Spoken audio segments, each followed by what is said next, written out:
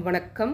நம்முடைய PR Max அகாடமியில் PGTRB, UGTRB, TRB arts, TN SET, TNPSC combined technical services for mathematics, statistics, economics இந்த எக்ஸாமினேஷன்ஸ்க்கெல்லாம் online coaching கொடுத்துட்ருக்கோம். இன்ட்ரெஸ்டடாக இருக்கிறவங்க காண்டாக்ட் பண்ணுங்கள். ப்ரீவியஸ் இயர்ஸில் கேட்டிருந்த ஒரு கொஷின் தான் கொஷின் நம்பர் 112. நீங்கள் ஒரு கவர்மெண்ட் காம்படிட்டிவ் எக்ஸாமினேஷனை கிளியர் பண்ணணுன்னா நிறைய ஷார்ட்கட்ஸ் அண்ட் ட்ரிக்ஸ் தெரிஞ்சுக்கோங்க. கரெக்டான ஆப்ஷனை எப்படி சூஸ் பண்ணுறது, ராங் ஆப்ஷன்ஸை எப்படி எலிமினேட் பண்ணுறது, இதெல்லாம் தெரிஞ்சுக்கோங்க. இது ஒரு டைம் சேவிங் டெக்னிக். கிவன் டேட்டாவில் ஒய் ஆஃப் 03ன்னு கொடுத்துருக்குறாங்களா, நம்மக்கிட்ட ஒய் ஆஃப் எக்ஸான கேல்குலேட் பண்ண சொல்லியிருக்கிறாங்க. சல்யூஷன் என்னன்னு கேட்டிருக்காங்க. அப்போ ஒய் ஆஃப் எக்ஸ் என்னன்னு கேட்டிருக்காங்க.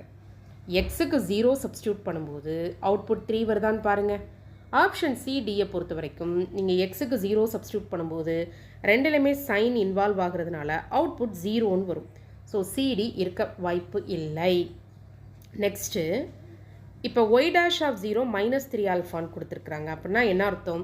இந்த ஒய் ஆஃப் எக்ஸை டிஃப்ரென்ஷியேஷன் பண்ணுறீங்கல்ல, ஒய் டேஷ் ஆஃப் எக்ஸ்ன்னு வரும்ல, அதில் எக்ஸுக்கு 0 போடும்போது -3 ஆல்ஃபா வருதான்னு பார்க்கணும்.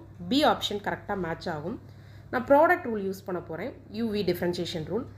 முதல்ல 3 × e⁻ ஆல்ஃபா எக்ஸுக்கு டிஃப்ரென்ஷியேஷன் -α 3 e⁻ ஆல்ஃபா எக்ஸ், அப்புறம் கூட இருக்கிற காஸ் பை எக்ஸ்.